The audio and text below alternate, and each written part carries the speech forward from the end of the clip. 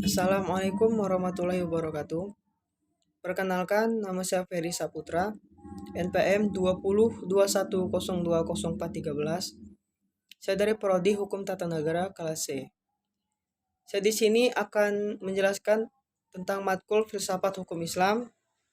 Dosen pengampu Hervin Yoki Pradikta, MHI. Saya akan menjelaskan pendekatan filsafat hukum, ilmu hukum, dan ilmu sosial. Yang pertama ada ilmu hukum. Beberapa pendapat mengatakan bahwa karena filsafat hukum merupakan bagian khusus dari filsafat pada umumnya, maka berarti filsafat hukum hanya mempelajari hukum secara khusus, sehingga hal-hal non-hukum menjadi tidak relevan dalam pengkajian filsafat hukum. Sebagai filsafat hukum tunduk pada sifat-sifat, cara-cara, tujuan-tujuan dari filsafat pada umumnya. Di samping itu, hukum sebagai objek dari filsafat hukum akan mempengaruhi filsafat hukum. Dengan demikian, secara timbal balik antara filsafat hukum dan filsafat saling berhubungan. Secara sederhana, dapat dikatakan bahwa filsafat hukum adalah cabang filsafat, yaitu filsafat tingkah laku atau etika yang mempelajari hakikat hukum.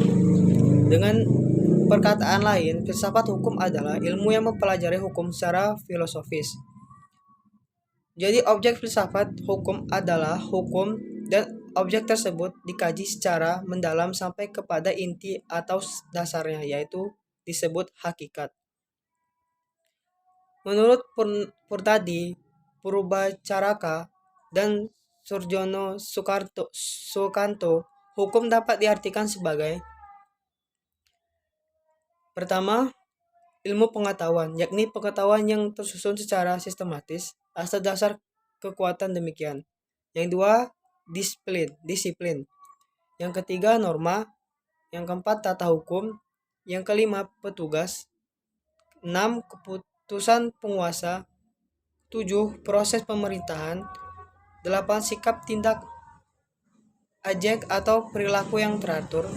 Kesembilan, jalinan nilai-nilai. Yang kedua, ilmu filsafat sosial.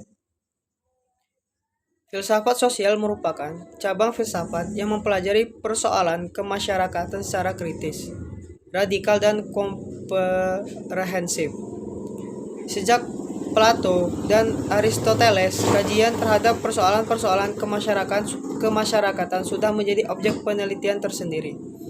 Menurut Plato dan Aristoteles, susunan masyarakat mencerminkan susunan kosmos yang abadi.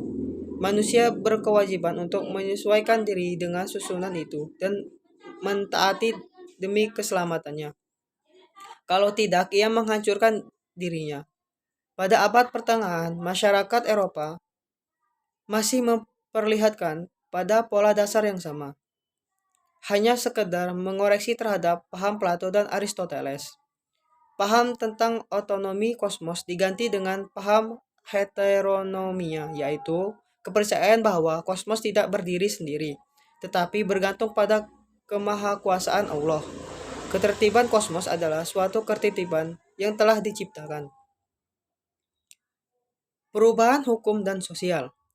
Proses terjadinya perubahan-perubahan pada masyarakat di dunia pada dewasa ini merupakan suatu gejala yang normal, yang pengaruhnya menjalar dengan cepat dan ke bagian-bagian lain dari dunia.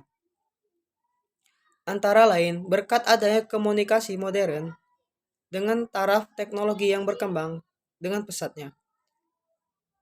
Penemuan baru di bidang teknologi terjadi suatu revolusi, modernisasi, pendidikan, dan lain-lain. Kejadian yang di suatu tempat dengan cepat dan dapat diketahui oleh masyarakat lain yang bertempat tinggal jauh dari pusat terjadinya peristiwa tersebut di atas. Perubahan-perubahan dalam masyarakat dapat mengenai nilai-nilai, kaidah-kaidah, pola-pola perilaku, organisasi, struktur lembaga-lembaga sosial, stratifikasi sosial, kekuasaan, interaksi sosial, dan lain sebagainya. Faktor yang mempengaruhi terjadinya perubahan sosial.